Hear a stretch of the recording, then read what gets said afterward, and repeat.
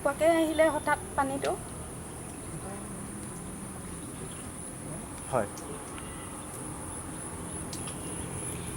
আমি মানে সুযোগেই নাপালোঁ বস্তু মানে উটি গুচি গ'ল আমি যেতিয়া দৰজাখন খুলিছোঁ তেতিয়া বহুত বস্তু উটি গুচি গ'ল মানে নমস্কাৰ শুভাকাংক্ষী ৰাইজক মই বিনন ফুকনে নমস্কাৰ জনাইছোঁ আৰু সদায় চেষ্টা কৰোঁ আচলতে যেতিয়া সমস্যাবোৰ সন্মুখত থাকে তেতিয়া ভিডিঅ' আকাৰে সেই সমস্যাবোৰ ৰাইজৰ ওচৰলৈ বা সামৰ্থ্যৱান ব্যক্তিৰ ওচৰলৈ লৈ যোৱাৰ চেষ্টা কৰোঁ যাতে সহায় হয় আৰু আজিও তেনেকুৱা এটা পৰিৱেশৰ মাজত সোমাই পৰিছোঁ খুব দুখ লাগিছে এই কাৰণেই এটা ঘৰ সাজিবৰ কাৰণে আজিৰ তাৰিখত একোটা পৰিয়ালে যথেষ্ট কষ্ট কৰিব লগা হয় আৰু সেই সপোনৰ ঘৰখন সেই আশাৰ ঘৰখন যেতিয়া নিমিষতে থান ভান কৰি দিয়ে তেতিয়া ক'বলৈ আচলতে ভাষা নাই আৰু তেনে এটা পৰিৱেশেই সৃষ্টি হ'ল কালিয়নী নদী হঠাৎ ওফন্দি উঠিছিল 2টা দিনৰ পূৰ্বে আৰু সেই ওফন্দি উঠা পানীয়ে ইয়াৰ লবণ ঘাটৰ লগতে কালিয়নীৰ কাষৰ যিসমূহ লোকৰ বাসগৃহ আছিল সেই বাসগৃহসমূহক বৰ বেয়াকৈ ক্ষতি কৰিছে তেনেকুৱা এটা বাসগৃহৰ সন্মুখত আছোঁ খুব দুখ লগা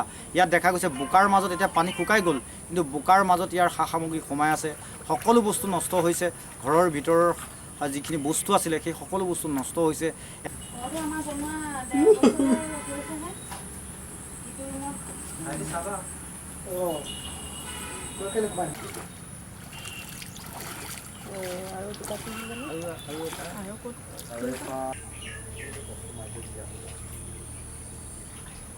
পানী পানীতে বুলি গম নাপাওঁ দেই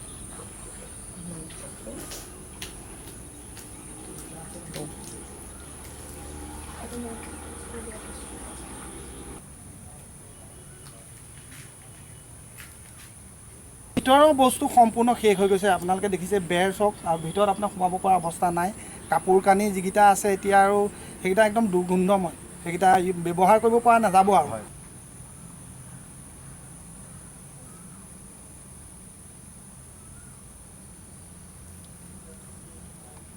বাকী যিখিনি আছিলে উটুৱাই লৈ গ'ল আৰু মানে বৰ দুখৰ কথা মানে কি ক'ম আৰু মানে পিন্ধা কাপোৰকেইটাও নাই এতিয়া নবৌহঁতক আমাৰ ঘৰলৈ নি পেলাই আমাৰ ঘৰতে এইকেইদিন ৰাখিছোঁ এতিয়া হয় আচলতে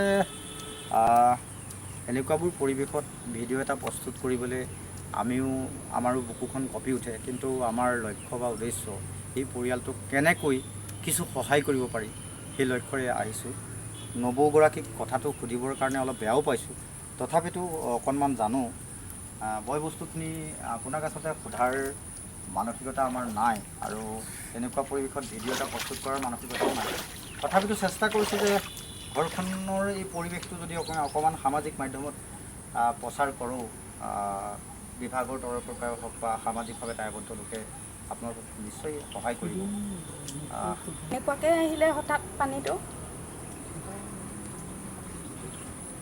হয় আমি মানে সুযোগেই নাপালোঁ প্ৰথমতে দিনতো একেবাৰে পানী নাই বৰষুণ দি আছিলে বতাহ মাৰি আছিলে আমি ঘৰতে আছিলোঁ ধুনীয়াকৈ তাৰপিছত সন্ধিয়াও নাই মুঠতে আপোনাৰ 8টামান বজালৈকে পানী নাই তাৰপিছত 8:30মান বজাত অকণমান পানী হৈছে এইফালৰ পৰা নদীখন আছে যিহেতু এইখিনিতে সেইফালৰ পৰা পানী সোঁতটো এনেকৈ আহিছে মানে আগতেও যোৱা বছৰো তেনেকৈ অকণমান পানী হৈছিলে আমি ভবা নাই যে হঠাৎ ইমান এনেকৈ এটা চিটুৱেশ্যন হ'ব বুলি ভবাই নাছিলোঁ পানী ইমান হ'ব বুলি ভিতৰৰ বস্তুখিনি উলিয়াবতো নোৱাৰিলে অলপ সম্পূৰ্ণ প্ৰায় নষ্ট হৈছে মানে এনেকুৱা হ'ল ভাত খাই আছিলোঁ আমি ভাত খাই থাকোঁতেই মানে ইমানকৈ আহিলে প্ৰথমতে দুটা ষ্টেপ মানে বুৰিছে দেই 2টা ষ্টেপ যেতিয়া বুৰিছে তেতিয়া মই ভাবিছোঁ এই অকণমান পানীটো এতিয়া নদী কাষৰ যেতিয়া হ'বই অকণমান ইমানো ওখ আমাৰ যিহেতু ভেটিটো ভিতৰলৈ ভাত খাই উঠি হঠাৎ বাহিৰলৈ আহি দেখিছোঁ যে একদম মানে ওপৰৰ ষ্টেপটো পাই গ'ল ওপৰৰ ষ্টেপটো পাই যোৱা মানে আৰু ঘৰত সোমাবলৈ ছেকেণ্ডো নালাগে তাৰপিছত আমি কি কৰিলোঁ লগালগ ডিভানখন খুলিলোঁ ডিভানখন খুলি ডিভানৰ পৰা বস্তুখিনি উলিয়াইছোঁ যিমান পাৰোঁ চেষ্টা কৰিছোঁ উলিয়াই চফা তফাখিনি ডিভানৰ ওপৰত উঠালোঁ তাৰপৰা কিছু বস্তু আমি চফাৰ ওপৰত উঠালোঁ এনেকুৱা হৈ গ'ল সেইখিনি কৰি থাকোঁতেই ভিতৰত একাঠু পানী হৈ গ'ল মানে কোনফালে কি কৰিম ইটো ৰুমতো বিচনা আছে তাতো কাপোৰ কানি আছে গডৰেজ আছে চকেজ আছে কিবাকিবি আছে এওঁ মানে ভাইটিক ফোন কৰিলে সিও আহিব পৰা নাই পানী ইমান বাঢ়ি গ'ল এতিয়া কি কৰিম কি নকৰিম তাৰপিছত তেখেতে প্ৰশাসনলৈ ফোন কৰিলে থানালৈ যিহেতু ফোন কৰিলে তেওঁ ফোন কৰাৰ পিছত প্ৰশাসনো আহি উপস্থিত হ'ল আহিলে SDRF-ৰ বাহনত হয় SDRF হয় SDRF আহিলে, তেওঁলোকক প্ৰশাসনে খবৰ দিলে।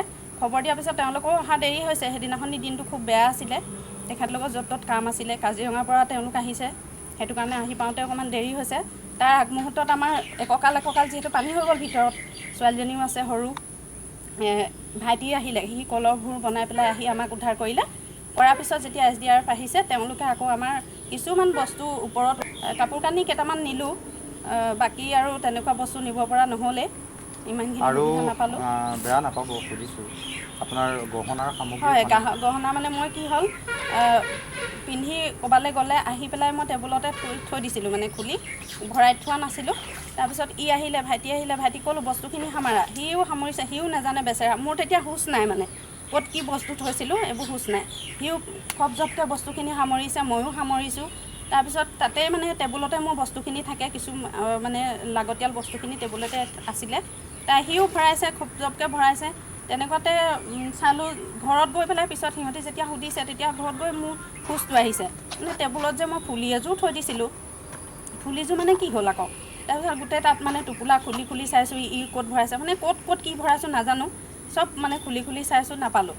তাৰপিছত পিছদিনাখনি আহি ভাইটি ল'ৰাটোক লৈ পেলাই আহিছোঁ। আহি পেলাই ইমান যেতিয়া ঘৰটোত পানী ভৰ্তি, আধালৈকে ঘৰটো হৈ গৈছে, ডিভানখন বুৰি গ'ল।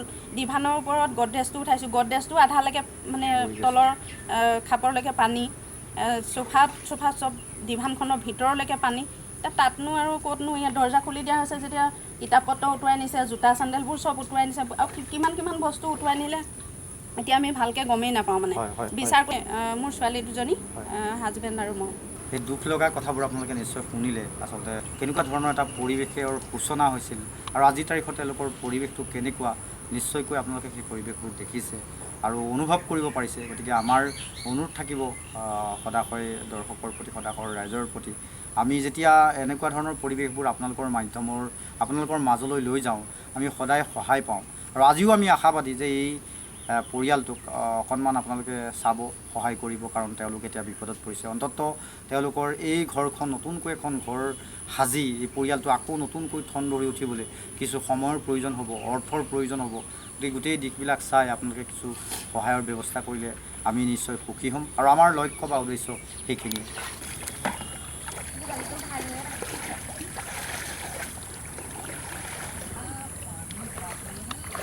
এখন খেলিব পৰা হ'ব নাই?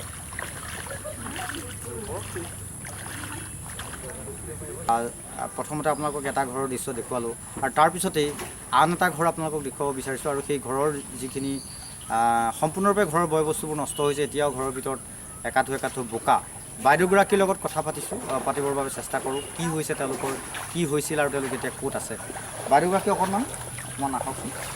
এইগৰাকীৰ ঘৰ সম্পূৰ্ণৰূপে নষ্ট হৈছে, আৰু ভিতৰত এতিয়া পৰিৱেশ অবৰ্ণনীয়, ভাষাহীন। আচলতে সুধিবলৈ এতিয়া বেয়া লাগে, হ'লেও সুধিছোঁ। আৰু এতিয়া ক'ত আছে আপোনালোক? আমি এতিয়া বৰ্তমান বাইদেউ ঘৰত আছোঁ, লগনঘাটত। এতিয়া কি গোটেই ঘৰটো অৱস্থা নাই? ঘৰটো দেখিছেই নহয় আপোনালোকে, কিমান অনিষ্ট হৈছে, মানে বস্তু নায়েই, একোৱেই নাই। আৰু আমি ইয়াত এবছৰ হৈছিলে, সেইদিনাখন যে পানী ইমান পটককৈ হ'ব ভবাই নাই আমি কোনো।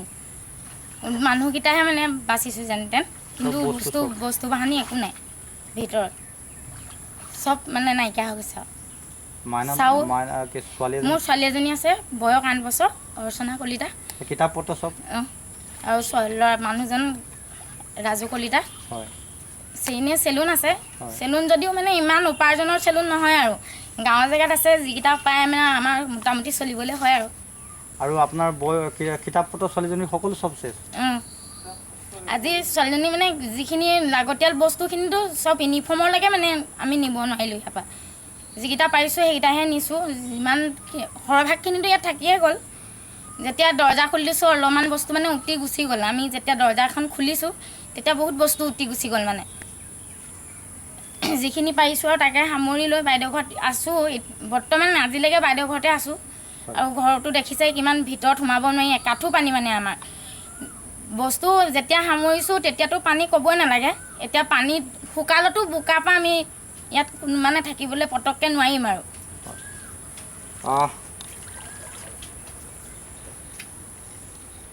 এয়া আছিল আন এখন ঘৰৰ পৰিৱেশ, আৰু আন এখন ঘৰৰ সেই একেই দুখ লগা কথা। আৰু বেছি বেয়া লাগিছে, কাৰণ এখন চেলুনৰ সহায়ত এই ঘৰখনৰ গৃহস্থগৰাকীয়ে উপাৰ্জন কৰে আৰু এতিয়া কণমানি ছোৱালীজনী 8 বছৰ হৈছিল বয়স আৰু বিদ্যালয়লৈ গৈছিলহে মাত্ৰ কিতাপ পত্ৰ সকলো শেষ হৈ গ'ল এতিয়া তেওঁলোক ভাষাহীন উপায়হীন আৰু তেওঁলোকে কাক ক'ব কোনে শুনিব তেওঁলোকৰ দুখৰ কথা এতিয়া আমি চেষ্টা কৰিছোঁ নমস্কাৰ জনাইছোঁ আমাৰ শুভাকাংক্ষী ৰাইজক আহ্বান জনাইছোঁ এই সকলো লোকৰ দুখৰ সমভাগী হ'বৰ বাবে আপুনিও যদি অকণমান চেষ্টা কৰে বা আপুনিও যদি অকণমান এওঁলোকক সহায় কৰে এওঁলোক উপকৃত হ'ব মই ভিডিঅ'ৰ সৈতে এওঁলোকৰ কণ্টেক্ট নাম্বাৰ তেওঁলোকৰ যোগাযোগ নাম্বাৰ আপোনালোকৰ কাষলৈ লৈ যোৱাৰ চেষ্টা কৰিম বা সংযোগ কৰি দিম আপোনালোকে নিশ্চয় যোগাযোগ কৰিলে এওঁলোক উপকৃত হ'ব ধন্যবাদ জনাইছোঁ পুনৰ কৈছোঁ শ্বেয়াৰ কৰিব যিমান পাৰে সিমান এই সকলো লোক উপকৃত হ'ব